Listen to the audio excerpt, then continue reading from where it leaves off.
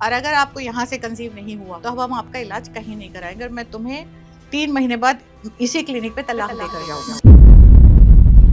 India में जितनी population हमारी परेशान है औलाद को लेकर और जितना सपोर्ट उन्हें हस्बैंड से मिलना चाहिए उतना सपोर्ट नहीं मिल पाता। इनफर्टिलिटी के क्या रीजंस हैं, क्यों इतना बढ़ती जा रही है? रूह डालना और रूह निकालना ये दोनों ही अल्लाह के हाथ में है। 3 IVF फेल होने के बाद वो मेरे पास आती है। जब मैंने उनकी पूरी फाइल देखी तो मुझे सिर्फ एक ही चीज नजर आई। यकीन मानिएगा, सऊदी, अबू धाबी, कनाडा से पेशेंट मेरठ आ रहा है सिर्फ और सिर्फ औलाद के लिए। जितने भी पेशेंट्स मेरे पास है, चाहे वो PCOD के हैं, चाहे वो PCOS के हैं, चाहे वो इनफर्टिलिटी के हैं, सभी के लिए एक ही एडवाइस है। सी सेक्शन क्यों बढ़ता जा रहा है? आप कभी जिंदगी में माँ नहीं बन सकते, ये लफ्ज थे वहाँ के डॉक्टर्स के। बहुत सारे लोग प्लानिंग भी तो करते हैं ना, कैसे बचना चाहिए?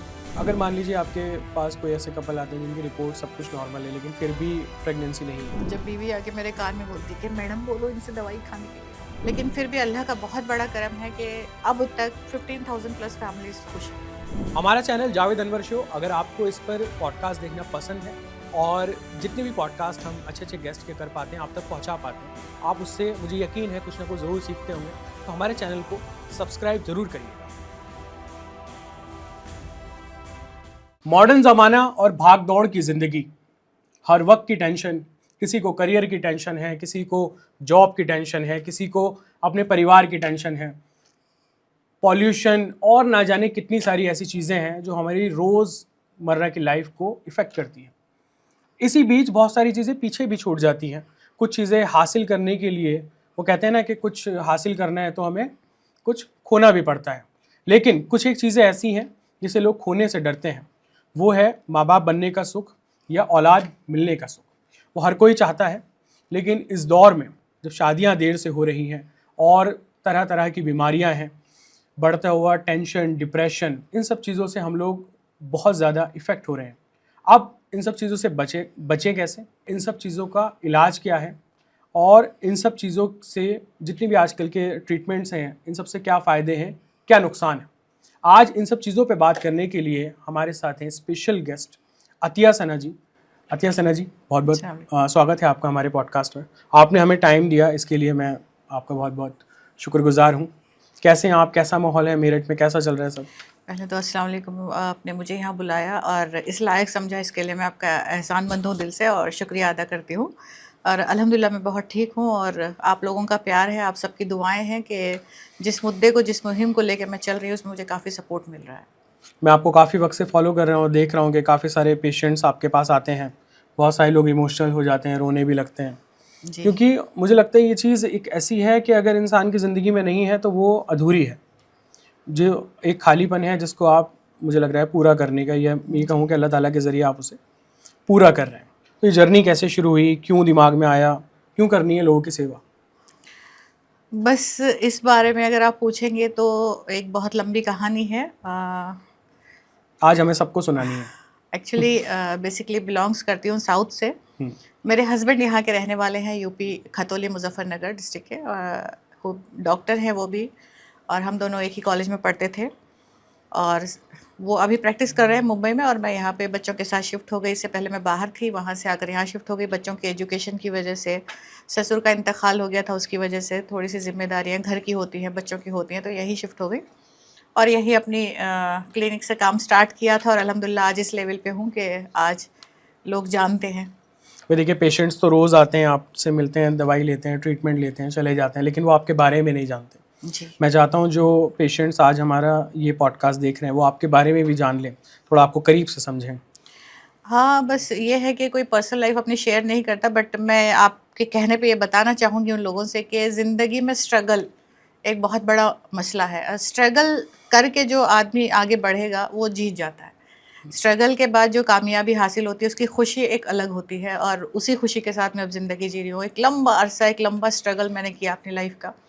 2002 में मेरी शादी हुई, 2004 में मेरा एक बेटा हुआ, 2008 में एक बेटी है अल्हम्दुलिल्लाह, और उसके बाद मैं बाहर चली गई, फिर मैं यहाँ आ गई।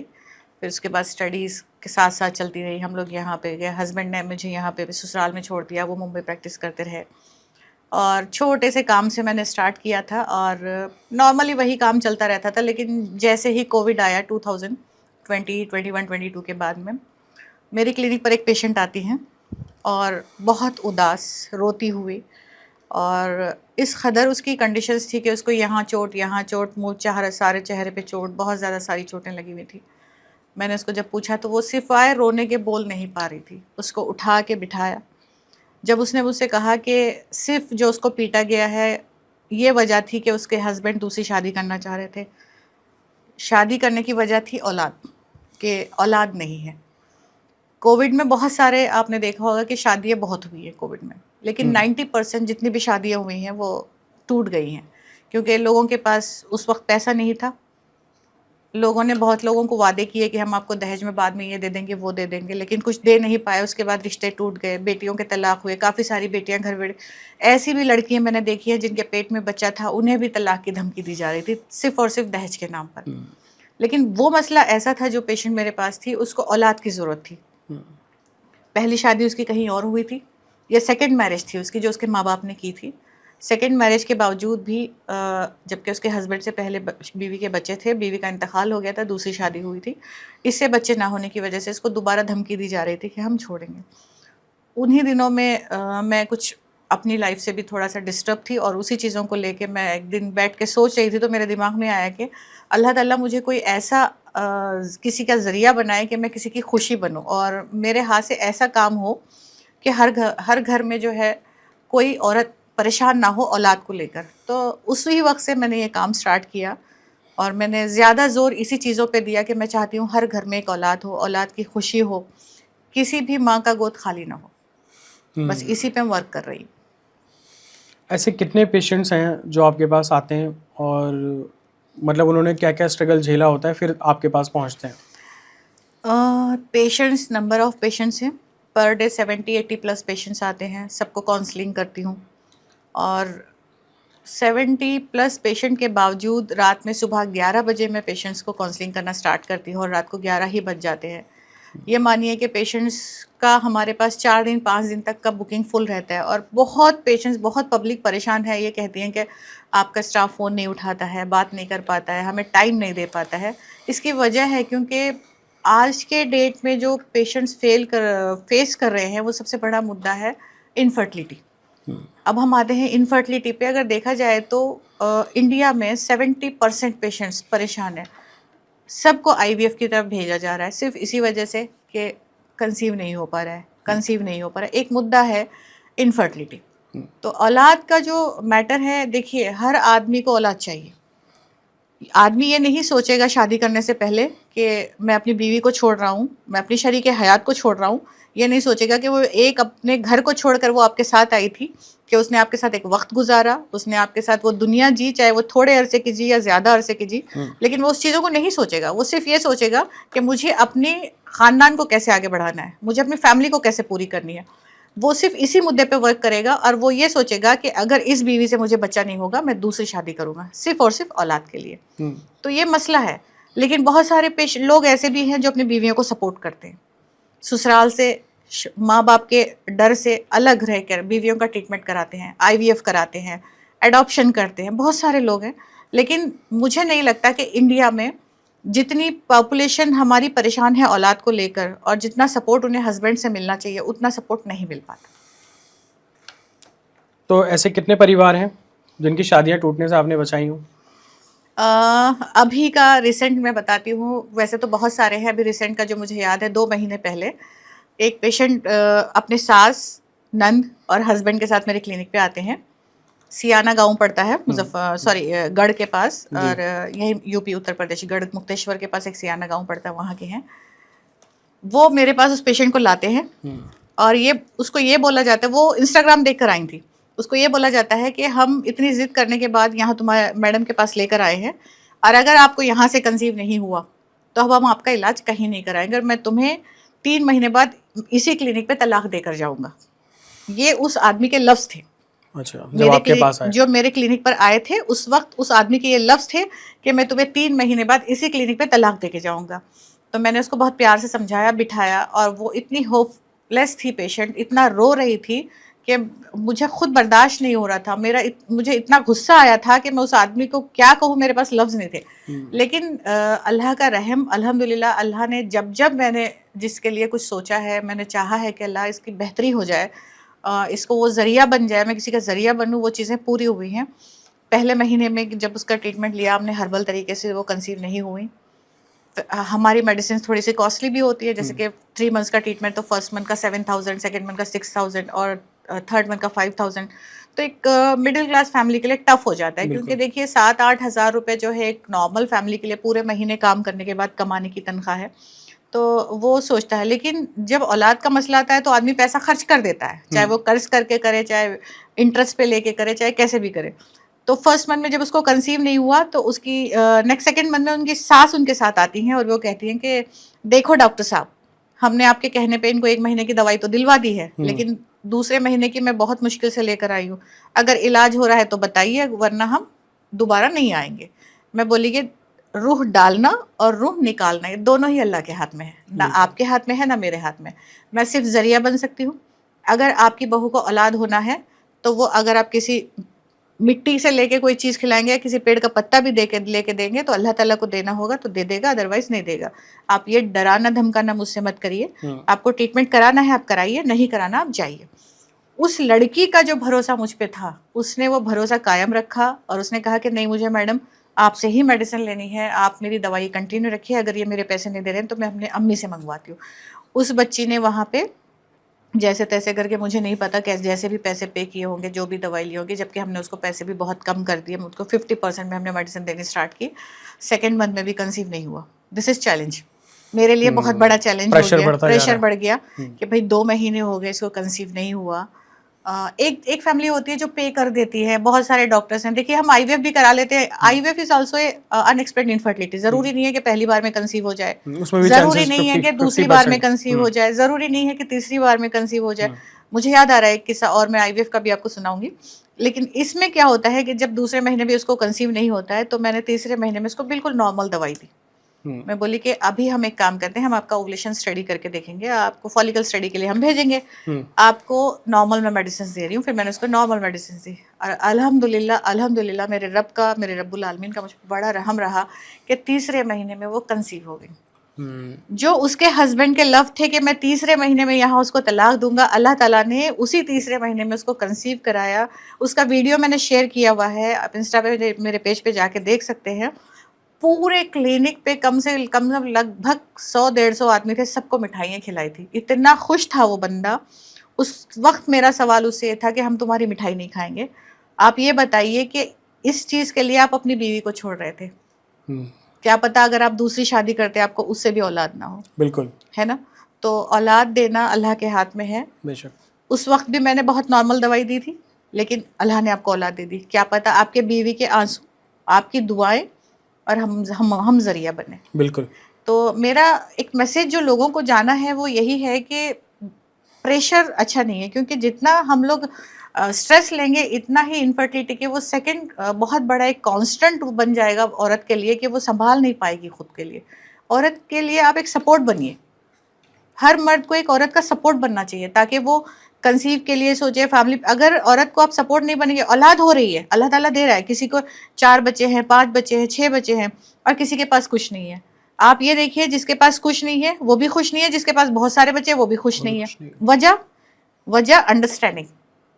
अगर आप अपनी बीवी को नहीं समझेंगे, अगर आप अपने हस्बैंड को नहीं समझेंगे तो फैमिली कभी पूरी नहीं हो पाए, चाहे बच्चे हो या ना हो। देखिए, ये तो बहुत ही अच्छा काम है और आपको बुलाने का मकसद भी आज यही है कि लोग बहुत बहुत लाखों रुपए खर्च करते हैं, फिर भी औलाद हासिल नहीं हो रही है, फिर भी नहीं हो पा रहा है, या तलाक हो गए, डोमेस्टिक वायलेंस बहुत सारी औरतें इसमें झेलती हैं। तो हर्बल से क्यों फ़ायदा है, कितना फ़ायदा है, और मतलब क्यों आईवीएफ की तरफ हम लोग ना जाएं या कोई और ट्रीटमेंट की तरफ ना जाएं? ये अच्छा सवाल आपने किया कि देखिए आजकल मेडिकल साइंस में आईवीएफ अपने आप में एक बहुत बड़ी पावर है और आईवीएफ के अलावा कोई और ऑप्शन भी नहीं है। ठीक है, मैंने अभी नेचुरली हर्बल तरीके से कंसीव कराना स्टार्ट किया, लेकिन बट इससे पहले मुझे नहीं पता कि कौन इस पे वर्क कर रहा था, मुझे नहीं पता कि कितने % लोग कंसीव हो पा रहे थे। तो लोगों के पास ऑप्शन नहीं था, वो आईवीएफ की तरफ जा रहे थे और कोई ऑप्शन है ही नहीं। मेरा भी यही मानना है, क्योंकि हर्बल में भी ट्रीटमेंट देने के लिए कुछ चीज़ें, कुछ रिपोर्ट्स हमें देखनी ही पड़ती हैं। लाइक ट्यूबल ब्लॉकेज है तो हमें ब्लॉकेज ओपन करने पड़ते हैं, और वो ओपन होंगे लैप्रोस्कोपी के थ्रू, वो भी एक एलोपैथिक में आता है। बिल्कुल। अगर ब्लॉकेज है, लेकिन मिराकल्स हैपन्स, मेरे काफ़ी पेशेंट्स के साथ मिराकल्स हुए हैं। जिन पेशेंट्स के ट्यूबल बाइलेटरल ट्यूबल ब्लॉकेज यानी कि दोनों ही ट्यूब बंद थे, उसके बावजूद उन्होंने कंसीव किया। बिजनौर का पेशेंट है, इमरान नाम है उनका, उनकी वाइफ के ट्यूबल ब्लॉकेज था, मैं जिक्र कर रही हूँ, उनका वीडियो भी डला हुआ है इंस्टाग्राम पे। बाइलेटरल ट्यूबल ब्लॉकेज के बाद 2 मंथ्स के ट्रीटमेंट में कंसीव हुई हर्बल ट्रीटमेंट से। दूसरा IVF, मेरी एक पेशेंट हिना जो सबसे बहुत इम्पॉर्टेंट रोल रखती है मेरे पूरी इस जर्नी में। हिना बिलोंग्स टू सहारनपुर, उनके हस्बैंड और वो आई थिंक कुरैशी फैमिली से बिलोंग करते हैं। उन्होंने IVF से 3 IVF कराए, 20 लाख रुपीस उन्होंने खर्च किए। थक चुकी थी, वेट माशाल्लाह अच्छा खासा था, 95 प्लस वेट था, हाइट पर्सनालिटी दोनों हस्बैंड वाइफ की बहुत अच्छी थी, लेकिन मोहब्बत थी, मियाँ बीवी में मोहब्बत थी, फैमिली में मोहब्बत थी। जिस औरत को अपने शौहर की मोहब्बत मिले, जिस औरत को अपने शौहर का सपोर्ट मिले, वो सब कुछ कर लेती है। 3 IVF फेल होने के बाद वो मेरे पास आती हैं। जब मैंने उनकी पूरी फाइल देखी तो मुझे सिर्फ एक ही चीज़ नज़र आई, PCOD। सिर्फ PCOD की वजह से वो बच्ची कंसीव नहीं कर पा रही थी। 3 IVF पे इतने इंजेक्शंस उन्होंने झेले, इतनी हार्मफुल दवाई उन्होंने अपनी बॉडी पे ली, सारी चीज़ें हुई, पैसा खर्च हुआ, वक्त खर्च हुआ। उसके बाद वो बीमार रही, हाइपरटेंशन में रही, बहुत सारी चीज़ें हुई। हमारे यहाँ उन्होंने 2 मंथ्स का PCOD का ट्रीटमेंट लिया। एक चीज़ और, PCOD का ट्रीटमेंट एलोपैथिक में कभी क्लियरेंस नहीं देता है। जब तक आप कॉन्ट्रासेप्टिव्स लेते रहेंगे, 21 डेज़ की टैबलेट्स लेते रहेंगे, आपको पीरियड्स रेगुलर आते रहेंगे।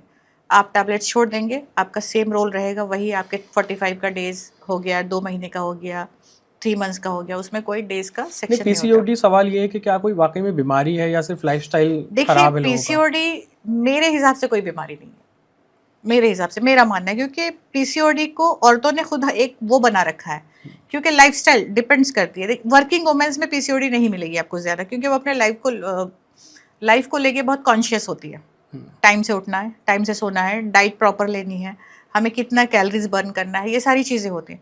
अब ज़्यादातर हाउसवाइफ्स में क्या होता है, ये लोग वो चीज़ें नहीं कर पाते, वर्कलोड होता है, स्ट्रेस होता है, बच्चों की टेंशन, शौहर की टेंशन, घर की टेंशन, हार्मोनल इम्बैलेंस। इसमें क्या होता है कि जब पेशेंट्स ठीक से नींद नहीं ले पाएगा, प्रॉपर डाइट नहीं ले पाएगा, तो बॉडी के जो हार्मोन्स हैं वो गड़बड़ा जाते हैं। इसी वजह से पीरियड्स अपडेट होना स्टार्ट हो जाते हैं। किसी को एंडोमेट्रोसिस सिस्ट हो जाती है, किसी को PCOD PCOS हो जाता है, और इसकी वजह से पीरियड्स ठीक नहीं होते, और वही वजह बन जाती है कि कंसीव नहीं हो रहा है। ऐसे ही जो पेशेंट हमारी हिना थी, जिनके 3 IVF फेल हुए थे, PCOD का ट्रीटमेंट हमने उन्हें 2 महीने का दिया। 2 महीने के PCOD के ट्रीटमेंट के बाद हमने उन्हें नेचुरल कंसीव के लिए हर्बल ट्रीटमेंट दिया। 2 महीने PCOD और 2 महीने नेचुरल हर्बल ट्रीटमेंट, कंसीव हुई, माशाल्लाह बेटा हुआ है, अब दूसरे बच्चे की तैयारी कर रही है। माशाल्लाह। जो ये IVF वगैरह के जा रहा है, मतलब इससे नुकसान भी हैं कुछ जो लोग जा रहे हैं? नहीं, नुकसान देखिए नहीं बोल सकते। रिस्की कितना है? हाँ, रिस्की फैक्टर्स में ये आता है कि अगर IVF के बाद भी कंसीव नहीं होगा तो बॉडी को सिर्फ हार्म है, उसके बाद क्या, उसके बाद तो पीछे कुछ रिपोर्ट्स आई थी कि भाई जो DNA है वो मैच नहीं हुआ पेरेंट्स के साथ। हाँ, अभी वो एक इशू चल रहा है काफ़ी दिनों से, वो सांसद वगैरह से भी गुहार लगा रहे हैं कि आप इसे मुद्दा बनाइए, उसको वो करिए। देखिए, IVF सेंटर्स कभी आपको गारंटीज नहीं देंगे। वो आपको जैसे ही जाएंगे, आप एक पेपर साइन करवाते हैं, अनएक्सपेक्टेड इनफर्टिलिटी है, वो क्लियरेंस रहता है उनका, आप साइन कर रहे हैं, आप अपनी मर्जी से IVF करा रहे हैं, किसी का दबाव आप पे नहीं है। ठीक। ये PCOD के क्योर के लिए क्या कुछ बर्थ कंट्रोल पिल्स वगैरह भी देते हैं डॉक्टर्स? जी। ये हार्मफुल है या? हाँ, नहीं, हार्मफुल तो नहीं कह सकते। अगर बर्थ कंट्रोल पिल्स नहीं देंगे तो साइकिल मैनेज नहीं होगा। साइकिल मैनेज करने के लिए, उसको 28 डेज़ में रिकवर करने के लिए बर्थ कंट्रोल पिल्स यानी इंट्रासेप्टिव जो होती हैं पिल्स देनी पड़ती हैं। 21 डेज़ का साइकिल मैनेज किया जाता है। उसके बाद पेशेंट को जब 28 डेज़ रेगुलर पीरियड्स आते हैं, उसी के अकॉर्डिंग पेशेंट के अंदर जो एग की फर्टिलिटी होती है, ओवुलेशन स्टार्ट होता है, वो नॉर्मल तरीके से होना स्टार्ट होता है। शादी से पहले कपल्स को कौन से ऐसे टेस्ट हैं जो करा लेने चाहिए? क्योंकि आमतौर पे हम लोग सब कुछ देखते हैं, घर बार, घर है नहीं है, सैलरी कितनी ये है अच्छा या क्वेश्चन दहेज है। कितना है। इस पे बहुत सारी चीज़ें पहले भी मुद्दा हुआ था। देखिए, डिपेंड्स करता है कि आप किस फैमिली से बिलोंग करते हैं। पहले आपके क्वेश्चन का आंसर मेरा ये रहेगा कि टेस्ट कराने हैं, ये मॉडर्न ज़माने का क्वेश्चन है। अगर आप बैक में जाएंगे तो ऐसा कोई क्वेश्चन पहले नहीं होगा, क्योंकि वो रिश्ते ख़ानदान तय करते हैं, फैमिलीज तय करती हैं। लेकिन अब वर्किंग है, स्टूडेंट लाइफ अच्छी है, बच्चे बाहर पढ़ रहे हैं, कौन क्या कर रहा है किसी को पता नहीं रहता। इसी वजह से ये सारी चीज़ें आती हैं। HIV टेस्ट कराना पड़ता है, SCV टेस्ट कराना पड़ता है, बहुत सारे हार्मोनल इम्बैलेंस होते हैं पेशेंट्स में। देखा जाता है कि भाई आजकल एक कॉन्शियस हो गया है कि इनफर्टिलिटी है तो पता नहीं कोई प्रॉब्लम तो नहीं है, या पैसे कोई एबॉर्शंस तो नहीं हुए हैं। तो बहुत सारी फीमेल्स के दिमाग में रहता है कि इनसे पहले ही टेस्ट करा लो। बट मुझे नहीं लगता कि ये ज़रूरी है, लेकिन ज़रूरी उस हद तक है जिस जिस तरह के माहौल में आप रह रहे हैं। मुस्लिम में ये नहीं चलेगा। अगर आप मुस्लिम फैमिलीज में ये कहेंगे कि आप शादी से पहले ये टेस्ट करा के दीजिए, तो वहाँ से रिश्ता ख़त्म हो जाएगा। खैर, तो इनफर्टिलिटी के क्या रीजंस हैं, क्यों इतना बढ़ती जा रही है इस वक्त में? इनफर्टिलिटी के रीजंस लाइफस्टाइल, लो AMH, PCOD PCOS और लेट मैरिजेस। सही कैसे होगा, क्या करें लोग सही जो आपका थोड़ा काम कम हो जाए, मेरा आप पे थोड़ा प्रेशर कम हो जाए? प्रेशर मेरा ये कम, मेरा प्रेशर जब कम होगा जब हर औरत खुश रहेगी, हर औरत के पास एक औलाद होगी। देखिए, इसको कम करने का सिर्फ एक ही रास्ता है, सही टाइम पे मैरिजेस, और फीमेल्स को अपनी लाइफ को लेके, अपनी हेल्थ को लेके कॉन्शियस होना चाहिए, डाइट प्रॉपर हो इनकी, और समय समय पर, ज़रूरी नहीं है कि शादी के बाद ही हम इन चीज़ों के टेस्ट कराएं। शादी से पहले अगर किसी स्टूडेंट लाइफ में भी किसी बच्ची को अगर ये लग रहा है कि मेरे पीरियड्स डिले हो रहे हैं, तो एक नॉर्मल अल्ट्रासाउंड और कुछ हार्मोनल टेस्ट उन्हें कराने चाहिए, और अच्छे गायनेकोलॉजिस्ट से कंसल्ट करना चाहिए, मेरा मानना है। और मेल्स में जो इनफर्टिलिटी बढ़ रही है, अभी रिसेंटली एक रिपोर्ट आई है। हाँ, मेल्स में इनफर्टिलिटी बढ़ने की वजह आजकल जो ज़्यादातर कंप्यूटर सिस्टम के सामने बैठ के वर्किंग, और दूसरा स्मोकिंग, बहुत सारी चीज़ें हैं जो मैं एक्सप्लेन नहीं कर सकती, और मैं एक्सप्लेन करना नहीं चाह रही हूँ। बट हाँ, एज़ोस्पर्मिया एक आम बीमारी हो गई है पहले के मुकाबले। हर्बल फर्टिलिटी एग्जैक्टली क्या है, मतलब इसमें क्या आप मेडिसिन देते हो, क्या डाइट है, क्या लाइफस्टाइल जो लोगों को फॉलो करना होता है? मैं सब कुछ नहीं बताना, क्योंकि कुछ लोग जी क्लिनिक भी आने चाहिए। ज़रूरी नहीं, मैं बता देती हूँ, कोई इशू नहीं। अगर किसी को हमारी इस बात सुन के फ़ायदा पहुँचे तो वो ज़रूर उठाए। हर्बल में देखिए कुदरती चीज़ें होती हैं, अल्लाह ताला की तरफ से दी गई चीज़ें। अल्लाह ने कुदरत में इतनी चीज़ें रख रखी है, इतनी शिफा रख रखी है। साइंस कहाँ से आया, मेडिकल कहाँ से आया? मुझे लगता है कलाम पाक से आया है, कुरान शरीफ से आया है। एक एक लफ्ज़ सच है। आप ये देखिएगा कि मैं आज भी अपने पेशेंट्स को, जब सुबह आता है फर्स्ट पेशेंट को, मैं यही बोलती हूँ कि आप सुबह मॉर्निंग में उठिए, सबसे पहले अगर मुसलमान है तो नमाज़ पढ़ेगा, हिंदू है तो पूजा करेगा। नमाज के बाद अगर मुसलमान है तो सूर्य मरियम पढ़ेगा। सूर्य मरियम में अल्लाह ताला ने जिक्र किया है औलाद के रुकने से लेके औलाद के होने तक। अगर हम अल्लाह से मांग रहे हैं, जरिया बन सक रहे हैं उसका, अल्लाह से मांग रहे हैं, और डॉक्टर के पास जाए। अब मेरे पास पेशेंट दिल्ली से मेरठ आ रहा है, यकीन मानिएगा, सऊदी, अबू धाबी, कनाडा से पेशेंट मेरठ आ रहा है, सिर्फ और सिर्फ औलाद के लिए, इतनी दूर दूर से, इंटरनेशनल से। लेकिन अगर हम सुबह नमाज नहीं पढ़ सकते 2 वक्त की, और अल्लाह से नहीं मांग सकते, और एक जरिया जो जिसको अल्लाह ताला ने नवाजा है वहां तक जाने का हुनर रखते हैं, तो वो नमाज पढ़ने का क्यों नहीं रखते? अल्लाह से मांगे औलाद के लिए, क्योंकि सूरह मरियम में अल्लाह ताला ने बहुत जिक्र किया हुआ है। मेरा मानना यही है कि दुआ बहुत असर रखती है, तो दुआएं बहुत ज़रूरी होती हैं दवाइयों के साथ। और मेरा जो वर्क है वो हर्बल दवाइयों से है। जितनी भी जड़ी बूटियाँ हैं, जितनी भी चीज़ें होती हैं, ये सारी चीज़ें हम इस्तेमाल करते हैं। इसको एक प्लांट से के ज़रिए कंपनी से दवाइयाँ तैयार होती हैं, वहाँ से आती हैं। ऐसे नहीं है कि दवाई हम खुद बना के दे रहे हैं। तो ये सारा नेचुरोपैथी से रिलेटेड है, और कुछ अल्लाह की मर्ज़ी। जितने भी आपके पास पेशेंट आते हैं इस वक्त में, सबसे बड़ी प्रॉब्लम आपको क्या लगती है? AMH, लो AMH। उसका क्योर? AMH एक बहुत बड़ा मुद्दा है। मतलब रीजंस क्या हैं, सिम्टम्स क्या हैं? रीजंस हो सकता है, AMH हमेशा जो है वो लो होता है, एज के अकॉर्डिंग होता है। लो होने की वजह होता है ख़राब लाइफस्टाइल, प्रॉपर डाइट वगैरह नहीं होना, और फर्टिलिटी ठीक से नहीं होना, और PCOD PCOS की वजह से कभी कभी PCOD के पेशेंट्स का AMH हाई हो जाता है, प्रोलैक्टिन हाई हो जाता है। तो ये सारी चीज़ें हैं, क्योंकि उनका अगर पेशेंट अपने आप को फिट रखे तो शायद इन चीज़ों में प्रॉपर आए। और AMH का जो ट्रीटमेंट हम लोग देते हैं नेचुरल दवाइयों के साथ, हमारा सबसे पहला कहना यही होता है कि आपको सबसे पहले सुबह उठ के एक्सरसाइज करनी है।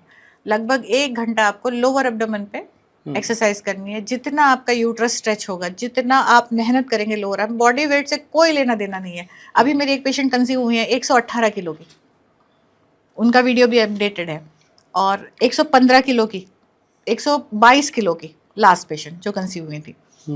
वेट से कोई रिलेशन नहीं है। इन लोगों को हमने 2-2, 3-3 महीने जो है खूब एक्सरसाइज करवाई है सुबह। और हमारे यहाँ थेरेपीज होते हैं, पेट से रिलेटेड, एब्डोमेन से रिलेटेड थेरेपीज होते हैं, वो थेरेपी दी जाती है, एक्सरसाइज के लिए बोला जाता है, और नेचुरल दवाई। और दवाइयों में हम लोग बोलते हैं कि आपको सिर्फ और सिर्फ बीफ नहीं लेना है। अच्छा, कोई परहेज नहीं है। लेकिन मुसलमान तो बिना मतलब बफ का अब है, औलाद के लिए तो वो करेगा, खाते नहीं है। औलाद के लिए तो छोड़ना पड़ेगा। कंसीव होने के बाद हमें छोड़, मुझे लगता है 95% फैमिलीज, खासकर जो इधर वाला ऑलमोस्ट जितने भी पेशेंट्स मेरे पास है, चाहे वो पीसीओडी के हैं, चाहे वो पीसीओएस के हैं, चाहे वो इनफर्टिलिटी के हैं, सभी के लिए एक ही एडवाइस है, बीफ नहीं खाना है, सिर्फ दूध, काउ मिल्क यूज़ करना है आपको। अगर मिल्क अगर लेंगे तो काउ का मिल्क लेना है, अदरवाइज नहीं लेना है। क्या खाएं फिर? Mutton, chicken, mutton, fish, sea foods खाइए, प्रोटीन वाली चीज़ें खाइए, एग्स खाइए, वेजिटेरियंस खाइए, सुबह बेस्ट एक्सरसाइज करिए, रात में दालचीनी और लौंग का पानी पीजिए बेड टाइम, ये करिए, बस इनफ है। आपको आईवीएफ पे जाने की जरूरत ही नहीं पड़ेगी इंशाल्लाह। सी सेक्शन क्यों बढ़ता जा रहा है? सी सेक्शन बढ़ने की 2 वजह हैं। आजकल की जो औरतें हैं वो शादी के बाद मियाँओं के मोहब्बत में ज़्यादा चलना फिरना बंद कर देती है, वॉकिंग स्टॉप कर देती है। क्या बेड रेस्ट भी एक बेड रेस्ट भी एक वो बन सकता है, क्योंकि देखिए नॉर्मल डिलीवरी के लिए पेशेंट को हेल्दी रहना बहुत ज़रूरी है, पेशेंट को लेबर पेन बियर करना बहुत ज़रूरी है। हम लोग बोलते हैं 8 मंथ कंप्लीट होने के बाद आप थोड़ी थोड़ी एक्सरसाइज स्टार्ट कर दीजिए, बहुत सारे पेशेंट्स नहीं करते। और दूसरा मसला एक ये भी है कि अब डॉक्टर्स के पास इतना टाइम नहीं है कि वो नॉर्मल डिलीवरी के लिए इतना वक्त दे पाए, क्योंकि नॉर्मल डिलीवरी होना है तो 2 घंटे में भी हो सकती है या 12 घंटे में भी हो सकती है, उसका कोई फिक्स टाइम नहीं है। अभी एक पेशेंट के लिए डॉक्टर अपना इतना वक्त नहीं दे पाता है, ये सच्चाई है। वरना पहले के ज़माने में कहाँ सी सेक्शंस होते थे, डिलीवरीज खेतों में हो जाती थी, राह चलते हो जाती थी, दाई हुआ करती थी, बस में हो जाती थी। दाई भी छोड़िए आप, अभी मैं जिक्र करूं, अभी वहाँ पे फ्लाइट में शायद डिलीवरी हुई, कई बार होता रहता है फ्लाइट में डिलीवरी हुई, अभी लास्ट मंथ फ्लाइट में डिलीवरी हुई, वहाँ कोई डॉक्टर तो नहीं था। डिलीवरी देखिए, एक नेचुरल बॉर्न जो है, नॉर्मल बॉर्न जो है वो बेबी का, वो कुदरती है। जब भी बेबी को होना होगा आपको कुछ करने की जरूरत नहीं है, बट डॉक्टर्स है उसके लिए, ज़रूरी है वो भी। तो क्या डॉक्टर्स भी चाहते हैं सी सेक्शन हो, ऐसा कुछ है? 50-50। पोस्टपार्टम डिप्रेशन जो है वो मेरी बहुत सारी फ्रेंड्स भी हैं, वो भी उन्होंने भी झेला, ये क्या है और इससे कैसे बचा जा सकता है? देखिए, ये डिप्रेशंस थोड़ा होते हैं आफ्टर डिलीवरी या आफ्टर सी सेक्शन, पेन वगैरह को लेके होते हैं। बहुत सारी वर्किंग वुमेंस में बच्चों को लेके भी होती हैं कि इनको कैसे हम लोग करेंगे, क्योंकि बच्चे को पैदा करना आसान है, बड़ा करना बहुत टफ है ना। तो वर्किंग वुमेंस के लिए थोड़ा टफ हो जाता है। लेकिन जो पेनफुल होते हैं, जैसे सी सेक्शन में हम लोग जो स्पाइनल वगैरह देते हैं, उसमें भी थोड़ी प्रॉब्लम होती है, तो इस वजह से भी थोड़ा डिप्रेशन में रहते हैं पेशेंट्स। उसमें भी बहुत सारे लोगों को पेन रहता है क्या? काफ़ी सारे, लेकिन अब वो पहले के सी सेक्शंस अलग थे, अब तो बहुत एडवांस टेक्नोलॉजीज आ गई हैं। ऐसी कौन सी सिचुएशन होती है जिसमें आप खुद से आईवीएफ के लिए रिकमेंड करते हैं? हाँ, कभी कभी हमें बोलना पड़ता है कि आप आईवीएफ पे जाए, बेस्ट रहेगा। एक मेरी पेशेंट हिबा और दिल्ली की है, अभी लास्ट 1-1.5 साल पहले उनका गंगाराम में लैप्रोस्कोपी हुआ था, सिर्फ ट्यूबल पेटेंसी चेक करने के लिए, और ट्यूबल पेटेंसी चेक भी हो गई, वहाँ से उनका ट्रीटमेंट हुआ, वहाँ से कंसीव नहीं हुआ। उन्होंने इंस्टाग्राम पे मेरी रील देखी, वो मेरे पास आए, मैंने देखा ट्यूबल बायलेटरल ब्लॉकेज था, मैंने बोला कि लैप्रोस्कोपी ही करनी पड़ेगी, बिना लैप्रोस्कोपी के कुछ होगा नहीं। तो हमने उन्हें हॉस्पिटलाइज कराया, उनका लैप्रोस्कोपी के लिए देखा, तो जब लैप्रोस्कोपी में देखा गया तो उस बंदी के दोनों ही ट्यूब्स नहीं थे। आज भी मेरे पास रिकॉर्ड है, दोनों ही ट्यूब्स नहीं थे। मे भी हो सकता है बाय बर्थ हो, क्योंकि कोई डॉक्टर ट्यूब्स तो निकालेगा नहीं, कोई एक्टोपिक प्रेगनेंसी भी नहीं थी कि भाई बच्चा ट्यूब में रुक गया इसलिए हमने ट्यूब रिमूव किया है, या कोई ओवेरियन सिस्ट या पैरा ओवेरियन सिस्ट भी नहीं थी कि हमने सर्जरी में ट्यूब्स निकाले हैं, बट उसके मे भी बाय बर्थ ही ट्यूब्स नहीं थे। तो ऐसी सिचुएशन में मुझे उन्हें एडवाइस करना पड़ा कि आपके पास सिर्फ एक ऑप्शन है, ट्यूब्स ही नहीं है तो कोई ऑप्शन ही नहीं है, नेचुरल भी कहाँ से करेंगे, एग कहाँ से रिलीज होगा, आप आईवीएफ पे जाइए, डोनर एग पे। लेट मैरिजेस कितनी जिम्मेदार है इनफर्टिलिटी के लिए? लेट मैरिजेस, मतलब कितनी उम्र में लोग शादियां कर लें तो ये कुछ मामला रिजॉल्व हो सकता है? देखिए फीमेल्स की 25 तक तो शादी हो जानी चाहिए, मेरा मानना है, क्योंकि 25 तक ग्रेजुएशन हो जाता है, हम्म, ज़्यादा से ज़्यादा 26 कुछ यहाँ उत्तर प्रदेश में कुछ बिरादरीज ऐसी हैं जिसमें 27 28 में जाके शादी होती है। बाकी एक नॉर्मल एज जो होती है वो 25 तक लास्ट, क्योंकि 17 18 में जाके आदमी जो है 11 12 कंप्लीट कर रहा था, अगर मेडिकल या इंजीनियरिंग में भी आप जा रहे हैं तो 23 या 24 तक आप फ्री हो जाते हैं। आफ्टर दैट मतलब 25 तक। और फीमेल की हो जानी चाहिए। और मेल, भाई अब लड़के भी मेल्स हैं तो समाज आप में। देखिए पहले तो बचपन में ही कर देते थे, अब तो बच्चे चाहते हैं कि हम अपने पैरों पे खड़े हो जाए, जबकि पैरों पे खड़े हुए होते हैं लेकिन ठीक से नहीं खड़े हुए होते। मतलब पहले करियर बना लें। अच्छा, ये मेल फर्टिलिटी के ऊपर अगर हम बात करें तो आपके पास ऐसे कितने पेशेंट हैं? मेल फर्टिलिटी पे हम लोगों का रिसर्च बहुत अच्छा रहा। मेल फर्टिलिटी में एजोस्पर्मिया के जो पेशेंट्स हैं, काफ़ी सारे पेशेंट्स हैं मेरे पास, रामपुर, मुरादाबाद, लाइक देहरादून और यहाँ नोएडा के भी काफ़ी सारे पेशेंट्स हैं जो एजोस्पर्मिया को फेस कर रहे थे, और हमने उन्हें टैकल किया। अल्हम्दुलिल्लाह 2 से 3 महीने में उन्होंने जो है 60-80% अपने मोर्टलिटी को कर चेंजेस कर लिया। और एजोस्पर्मिया एक बिग इशू है मेल फर्टिलिटी में। अल्लाह ताला ने कुदरती आदमी के पास एक ही जरिया बनाया है, सीमेन, और फीमेल के पास काफ़ी सारे रास्ते हैं। अगर ट्यूबल ब्लॉकेज है तो हम लैप्रोस्कोपी के जरिए उसको ओपन कर सकते हैं, एग्स नहीं बन रहे तो इंजेक्शन के थ्रू एग्स बना सकते हैं, और कोई सिस्ट है या कुछ है तो सर्जरी के जरिए उसको रिमूव कर सकते हैं, दवाइयों के जरिए उसको घोल सकते हैं, सारी चीज़ें हैं। बट मेल के पास ऐसा कुछ नहीं है, क्योंकि एजोस्पर्मिया में पेशेंट जब जाता है तो वो एक स्ट्रेसफुल लाइफ जीता है। अपनी वाइफ के पास जाते हुए घबराता है कि मैं क्या जवाब दूँ, मैं क्या कर पाऊँगा आगे। तो ऐसे पेशेंट्स के लिए हमने अपने दरवाजे खोल रखे हैं। अल्हम्दुलिल्लाह अब तक जितने भी पेशेंट्स हमारे पास एजोस्पर्मिया से रिलेटेड आए हैं सब सक्सेसफुल रहे, और सभी की वीडियोस डली हुई हैं। कितने ऐसे लोग हैं जो वाकई में बिल्कुल मतलब आपके पास आते हैं रोते हुए, या नाराज भी हो जाते होंगे बहुत सारे लोग? कभी झगड़ा हुआ पेशेंट से? पेशेंट से कभी झगड़ा नहीं होता है, पेशेंट्स का झगड़ा मतलब सिर्फ बाहर होता है क्लिनिक में। 4-5 महीने में या 6 नहीं, महीने में पेशेंट्स का कुछ झगड़ा हुआ सिर्फ ही? बाहर होता रहता है कि हमारा नंबर नहीं आ रहा है मैडम के पास जाने का, और जब मेरे पास आ जाते हैं तो बिल्कुल खुश हो जाते हैं, क्योंकि मेरा जो बिहेवियर मेरे पेशेंट्स के साथ है वो फैमिलियर बिहेवियर है। एज ए डॉक्टर हमें ट्रीट ही नहीं करना है। पेशेंट हमारे जब खुश रहेंगे जब हम उनसे उनके अपने बन के बात करेंगे, और मैं काम ही इसलिए कर रही हूँ कि मैं उनकी अपनी बनूँ, मैं इसीलिए कर रही हूँ कि मेरे ज़रिए उन्हें कोई खुशी मिले। हाँ, ऐसा बहुत बार हुआ है कि पेशेंट्स जो हम लोगों का 3 से 4 महीने का ट्रीटमेंट है वो कभी-कभी 6-7 महीने में कन्वर्ट हो जाता है, कभी-कभी 1 साल लग जाता है, क्योंकि बहुत सारी चीज़ें होती हैं। पहले पीसीओडी उसको ठीक करना है, सिस्ट है उसको ठीक करना है, आगे बढ़ते स्टेप बाय स्टेप आगे बढ़ते हैं। देखिए, मैंने आपको पहले शुरू में कहा कि औलाद का जो मसला है, रूह डालना और निकालना दोनों ही अल्लाह ताला के हाथ में, हम सिर्फ ज़रिया हैं। लेकिन फिर भी अल्लाह का बहुत बड़ा करम है कि अब तक 15,000 प्लस फैमिलीज खुश हैं। बहुत सारे केसेस में देखा गया कि मेल्स जो है वो टेस्ट कराने से बचते हैं, या सारा ब्लेम जो है वो अपनी पार्टनर पे डाल दिया जाता है। वो इन सब चीज़ों को आप कैसे डिपेंड्स टैकल ऑन करते हो? सोसाइटी। मैंने आपसे बताया अभी कि कोविड में जो पेशेंट मेरे पास आई थी उसके बाद मैंने ये शुरू किया। बहुत सारे हैं जो हस्बैंड अपनी वाइफ को सपोर्ट नहीं करना चाहते, वो टेस्ट नहीं कराएंगे, वो टेस्ट नहीं कराएंगे क्योंकि उन्हें सपोर्ट ही नहीं करना है। अगर वो सपोर्ट करते हैं और अगर वो चाहते हैं कि उनकी वाइफ नेचुरल कंसीव करे तो वो क्यों नहीं कराएंगे टेस्ट? टेस्ट में क्या है? जब आप अपनी बीवी के 10 टेस्ट करा सकते हो तो अपना एक टेस्ट क्यों नहीं करा रहे? ज़रूरी है। जितनी इम्पोर्टेंट फीमेल इनफर्टिलिटी है इतनी ही इम्पोर्टेंट मेल फर्टिलिटी है। आप मेल फर्टिलिटी पे ध्यान दीजिए ना।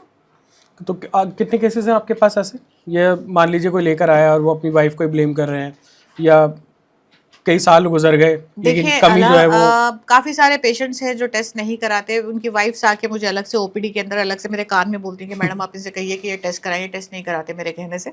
लेकिन फिर जब मुझे काउंसलिंग कर देती हूँ तो बेचारे करके आ जाते हैं। क्या मजबूरी है फिर उनकी? अच्छा, बहुत सारे लोग प्लानिंग भी तो करते हैं ना, क्या इससे बचना चाहिए? यही गलती होती है कि कुछ पेशेंट्स ऐसे भी होते हैं, शुरू में शादी में, नई शादी के बाद कंसीव हो जाता है, पिल्स ले लेते हैं, एमटीपी पिल्स ले लेते हैं जिससे बच्चे को अबॉर्ट कर दिया जाता है। फिर उसके बाद पछताते हैं, जल्दी कंसीव नहीं हो रहा है। तो एक ये बहुत बड़ी गलती है। कभी भी न्यूली मैरिड कपल्स को अगर कंसीव हो जाता है तो ये गलती नहीं करनी चाहिए। ये उनकी ज़िंदगी के लिए बहुत बड़ी चोट होगी। और दूसरा, बहुत सारे लोग ऐसे होते हैं जो डिले करते हैं कि हमें अभी कंसीव नहीं करना है, 4 साल 5 साल। हो सकता है वो अपने करियर को लेके सोचें, हो सकता है अपनी फैमिली को लेके सोचें। देखिए, सबकी अपनी अपनी पर्सनल लाइफ है, बट शादी के बाद का जो फ्रेशली जो मैरिड लाइफ का जो कपल्स का एक दूसरे के साथ रहना होता है, वो कुछ टाइम के बाद कम हो जाता है। डलनेस फिर बाद में आ जाती है। अच्छा, जो मॉडर्न ज़माना चल रहा है इस वक्त में, जो लोग मैं देखता हूँ आजकल यंगस्टर जो हैं वो शादी से पहले फिज़िकली इन्वॉल्व हैं, और तो क्या इस सब चीज़ों से फर्टिलिटी जावेद पे भाई, यहाँ मैं फर्क आपको पड़ता है? रोकूंगी और आपके सवाल का आंसर अभी आया मेरे पास का आंसर। आपने मुझसे एक क्वेश्चन किया था कि क्या टेस्ट कराने चाहिए, क्या टेस्ट कराने चाहिए शादी के टाइम शादी से पहले। पहले बोलते हैं कि आपको क्या टेस्ट कराने चाहिए। अब शादी से पहले जब आप इन्वॉल्व रहोगे तो टेस्ट कौन से कराने चाहिए, आप इसका जवाब खुद देख सकते हैं। नहीं, मैं फ़िलहाल आपसे जवाब चाहता हूँ कि अगर कोई मान लीजिए इन्वॉल्व है, क्योंकि मॉडर्न ज़माना है, आजकल सारी चीज़ें सब कुछ ओपन है, लिविंग रिलेशंस में रहते लिविंग हैं, रिलेशंस हैं, सब कुछ है, तो क्या इन सब चीज़ों से ही फर्टिलिटी इफेक्ट हो रही है? फर्क पड़ता है। स्मोकिंग करते हैं लोग, गलत तरीके से यूज़ करते हैं, कॉन्ट्रासेप्टिव्स यूज़ करते हैं, बहुत सारी चीज़ों का इस्तेमाल करते हैं।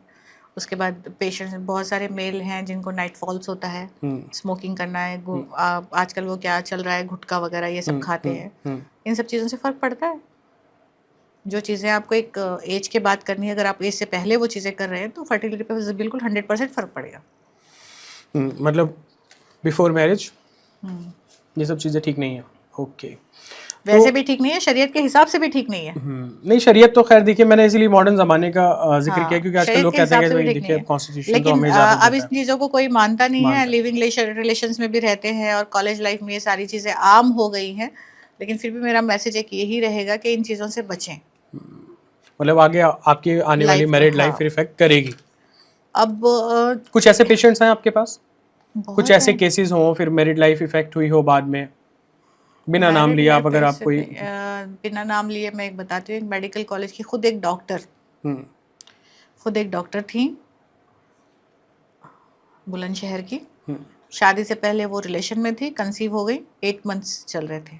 वो मैं हमारे पास आए, हमने बोला कि हम क्या कर सकते हैं, अब डिलीवर करिए, पूरी डिलीवरी कराइए। तो फिर हमारे यहाँ से वो चली गई। तो झेलना भी तो उन्हीं को पड़ता है। बिल्कुल। कुछ एक एडवाइस जो पीसीओडी से लड़कियां बच सकती हैं, क्योंकि आजकल बहुत आम हो गया है। Proper diet, morning exercise, walk, green vegetarians का इस्तेमाल और स्टेरॉइड से बचें।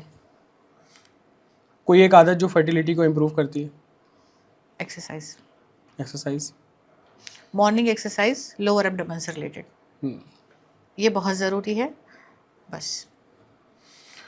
कोई मेडिकल मिथ जो आप ख़त्म करना चाहती हो? IVF भाई देखिए, ये तो अपने बिजनेस को प्रमोट करने वाली बात हो नहीं, गई। बिजनेस को प्रमोट करने वाली बात क्योंकि देखिए नहीं है। IVF नहीं होगा तो हर्बल पे लोग आएंगे। IVF तो ज़रूरी है, मैंने खुद कहा इस बात को कि हमें भी मजबूरी है कि अगर हम देखिए हम हर्बल में वर्क करें तो इसका मतलब ये नहीं कि वो गलत है।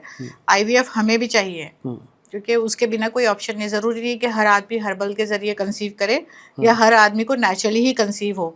जिसके पास नहीं होगा वो क्या करेगा, IVF पे जाएगा, डोनर पे जाएगा। लेकिन हर आदमी अफोर्ड नहीं कर पाता। कितना महंगा है IVF? कितना खर्च पहला होता है? IVF आपको लगभग 2.5 से 3 लाख रुपए में पड़ जाता है। पहला। और कितने चांसेस होते हैं, कितने % चांसेस होते हैं? 40%। 40 to 50 मान लेते हैं। 100 में से 40% चांस होते हैं। अनएक्सप्लेन्ड इनफर्टिलिटी, कोई गारंटी नहीं कि फर्स्ट अटेम्प्ट में हो, सेकंड में हो, थर्ड में हो।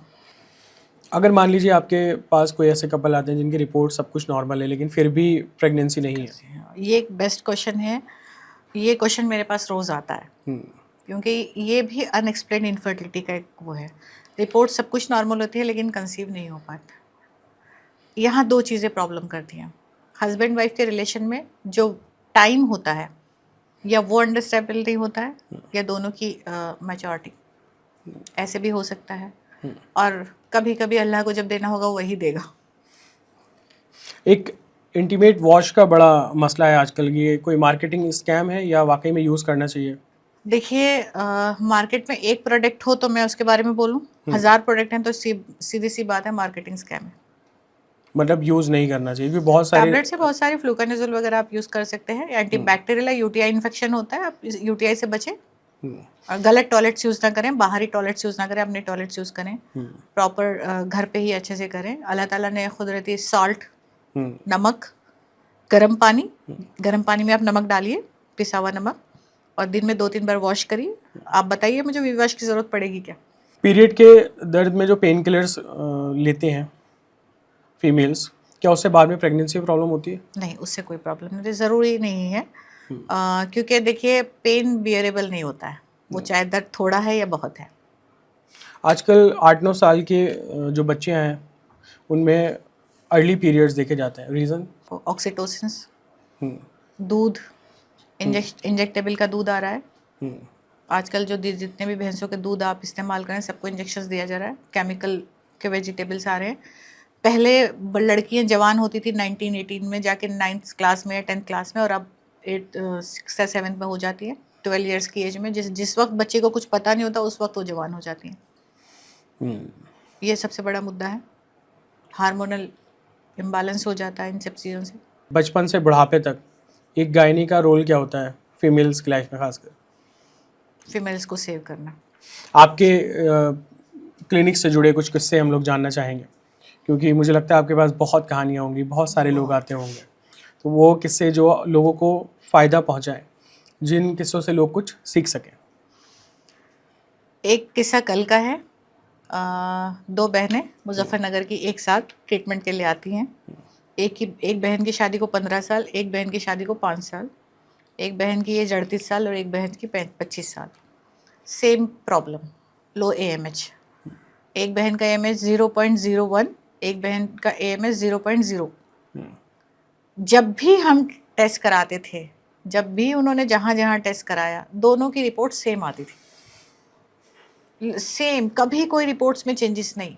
बहुत जगह ट्रीटमेंट लेने के बाद वो इतनी सारी रिपोर्ट्स लेके हमारे पास आई। इवन मेरे पास भी जब मैंने 2 महीने ट्रीटमेंट दिया और जब टेस्ट कराया, दोनों का सेम रिजल्ट, 0। ना कभी 1 पॉइंट ऊपर ना कभी 1 पॉइंट नीचे, रिपोर्ट दोनों लगभग सेम आती थी। फिर उसके बाद मैंने इनकी डाइट चेंज कराई, एक्सरसाइज पे इनको जोर देने के लिए कहा। 1 महीने का हमारा जो हर्बल का ट्रीटमेंट है लो AMH के लिए, हमारा एक कैप्सूल होता है AMH ओवा वाइटल, वो हमने लगातार उनको 1 महीने के लिए दोबारा दिया। फिर उसके टेस्ट कराए। अब एक सिस्टर का जो है 0.26 हो गया है और एक सिस्टर का 1.0 हो गया है। रिकवरी आ गई। क्योंकि मेरा मानना है, देखिए लो AMH डिपेंड्स करता है एज पर, और बहुत सारे डॉक्टर्स का एलोपैथिक में कहना है कि ये इम्प्रूव नहीं होता है। इम्प्रूव होता है अगर आप नेचुरल उसको करना चाहें, क्योंकि एलोपैथिक की मेडिसिन जब पेशेंट्स लेते हैं तो वो अपनी डाइट पे या एक्सरसाइज पे ध्यान नहीं देते, क्योंकि डॉक्टर सिर्फ प्रिस्क्राइब करता है और पेशेंट सिर्फ दवाई खाता है।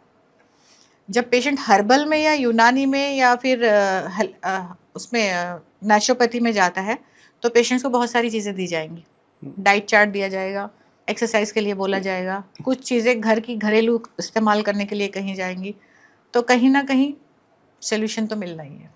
एक किस्सा शेयर करती हूँ कश्मीर का। कश्मीर से मुझे बहुत मोहब्बत है, कश्मीर के लोगों से मुझे बहुत प्यार मिलता है, और हकीकत में मोहब्बत है, मोहब्बत का शहर है। बोलते वो आपने एक शेर सुना होगा कि कहीं जन्नत है तो वो कश्मीर में है, वो हकीकत में जन्नत कश्मीर में ही है। वहाँ के लोगों का जो खुलूस, जो मोहब्बत, जो प्यार है वो बिल्कुल अलग है। बिल्कुल, और मैं खुद इसका गवाह हूँ जी। और दूसरी चीज़, कश्मीर के लोग नंबर ऑफ फर्टिलिटी से फेस कर रहे हैं कि बहुत ज़्यादा फर्टिलिटी है, इनफर्टिलिटी के चक्कर में AMH लो AMH फेस कर रहे हैं, क्योंकि वहाँ लेट मैरिजेस होते हैं।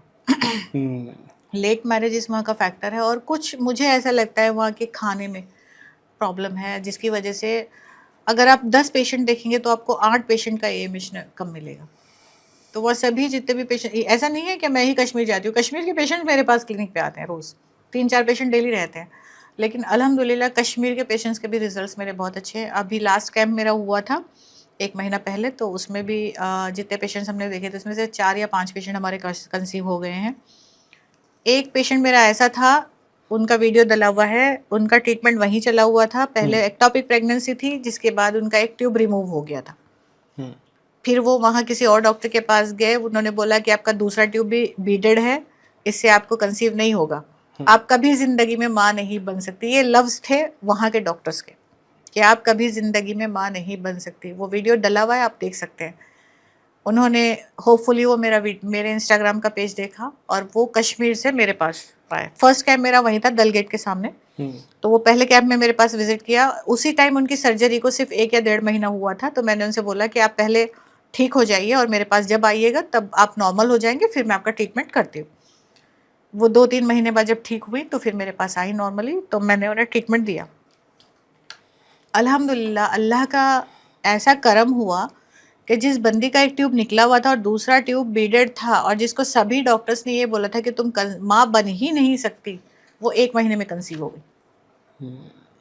और लास्ट अभी जिस कैंप में गई थी मैं, वो अपनी बेटी को साथ लेकर आई थी। उनका वीडियो भी डला हुआ है। अच्छा, जो मर्द हजरात ये वीडियोस देख रहे हैं, जो मेल फर्टिलिटी के लिए आपके पास आ रहे हैं या आना चाहते हैं, उनका ट्रीटमेंट किस तरीके से, क्या प्रोसीजर है? हाँ, जो मेल फर्टिलिटी है अज़ीज़पुर मियाँ, या काउंट्स कम है या मोर्टलिटी ठीक नहीं है, मॉर्फोलॉजी ठीक नहीं है, पस सेल्स है, तो ये पेशेंट्स हमारे पास काफ़ी सारे हैं। अज़ीज़पुर मियाँ जो बिल्कुल नील काउंट लेके चल रहे हैं, नील मोर्टलिटी लेके चल रहे हैं, हम लोगों के पास 3 मंथ्स का ट्रीटमेंट होता है विथ थेरेपीज़। पेशेंट को थेरेपी दी जाती है, एवरी 15 डेज़ में एक थेरेपी दी जाती है। नॉर्मल थेरेपीज़ होती हैं, डॉक्टर हमारे यहाँ थेरेपी के अवेलेबल हैं, वो थेरेपी देते हैं और उसके बाद हम उनको नॉर्मल दवाइयाँ चलाते हैं। उनको भी हमारा यही कहना होता है कि आप दूध गाय का इस्तेमाल करिएगा, भैंस का गोश्त नहीं खाइए और ग्रीन वेजिटेरियन का इस्तेमाल, स्मोकिंग वगैरह से बचिए। आफ्टर 2 मंथ्स हम उनका रिपीट टेस्ट कराते हैं, अल्हम्दुलिल्लाह अच्छे रिजल्ट्स आ जाते हैं। सी सेक्शन और नॉर्मल डिलीवरी में क्या फ़ायदे हैं, क्या नुकसान है?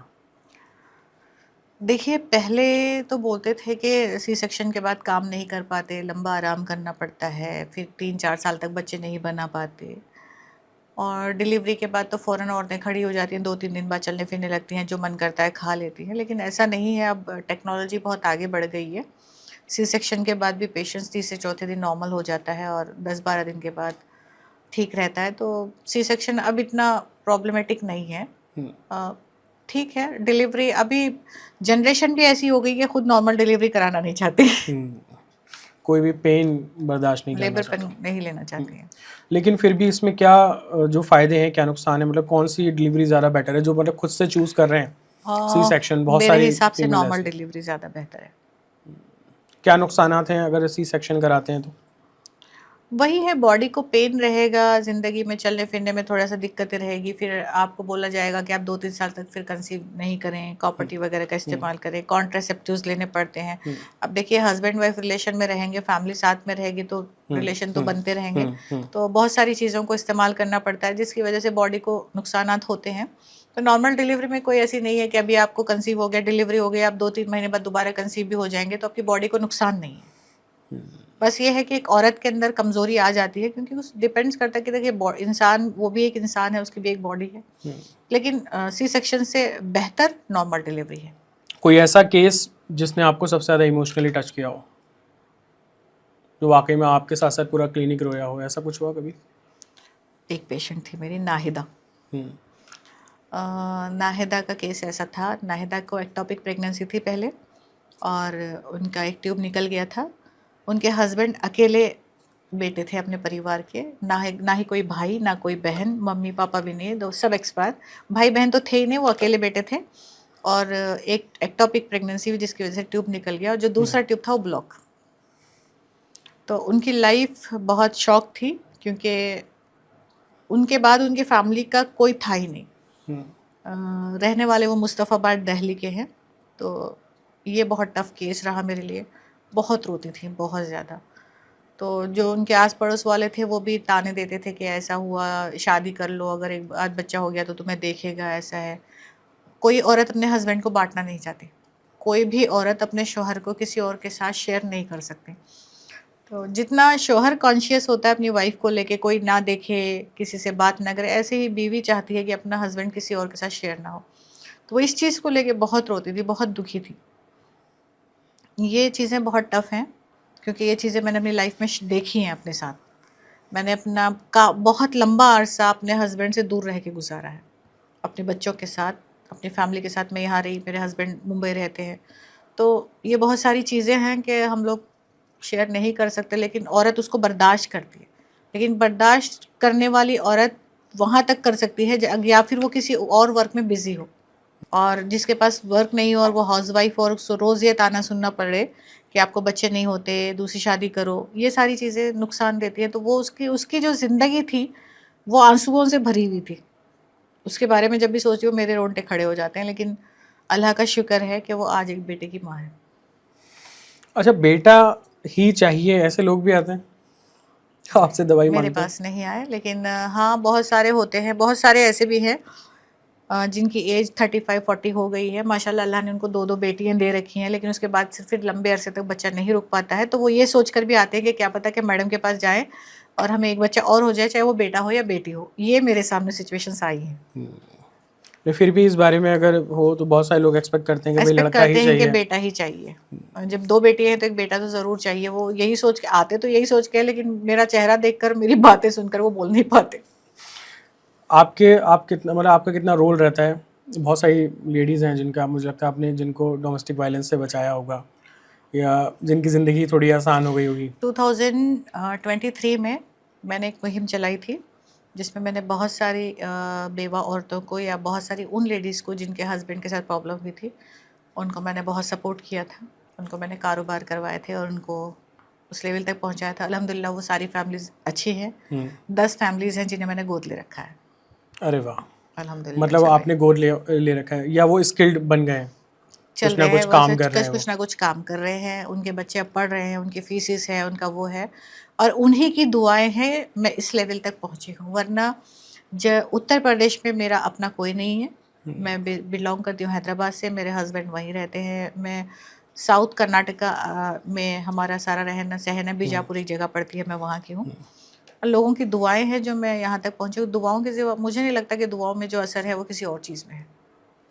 पेशेंट्स का कोई सबसे मज़ेदार कोई सवाल या कोई क्वेरी रहती हो जिस पे मैडम आपको आपके हस्बैंड कहाँ हैं? क्यों जानना है हस्बैंड के बारे में?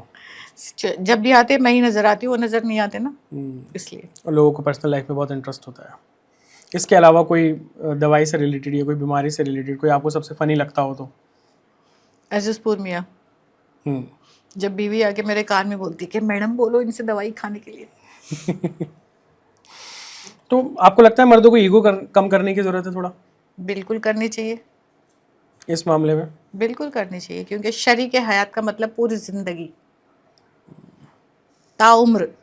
जिस दिन आपकी शादी हुई उस दिन से लेके जब तक आपकी डेथ नहीं होगी, आपकी बीवी आपकी पूरी जिम्मेदार है। आधी उसकी लाइफ आपकी आधी है। अगर आपका दिल है तो वो धड़कन है।